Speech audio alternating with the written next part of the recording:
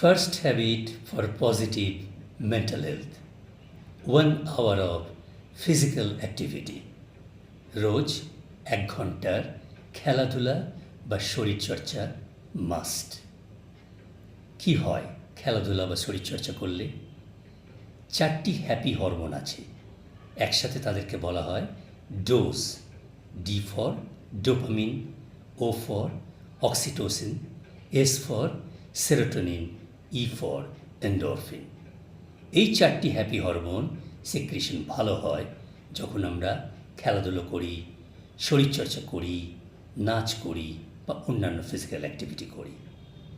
আর এই হরমোনগুলো সিক্রিশনের জন্য আমাদের মাইন্ড থাকে হ্যাপি, ফুরফুরে, রিল্যাক্সড।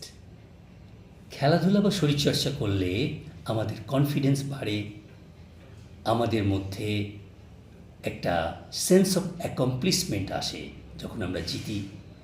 যখন আমরা হারি তখন আমাদের মধ্যে আবার জেতার ইচ্ছাটা আসে, এটাকে বলা যায় রেজিলিয়েন্স ডেভেলপ করে। সেই জন্য খেলাধুলা বা শরীরচর্চা ভীষণ জরুরি মেন্টাল হেলথ ভালো রাখার জন্য। মাত্র 1 ঘন্টার জন্য অবশ্যই স্পোর্টস অ্যাক্টিভিটি বা ফিজিক্যাল অ্যাক্টিভিটি করতেই হবে ফর পজিটিভ মেন্টাল হেলথ।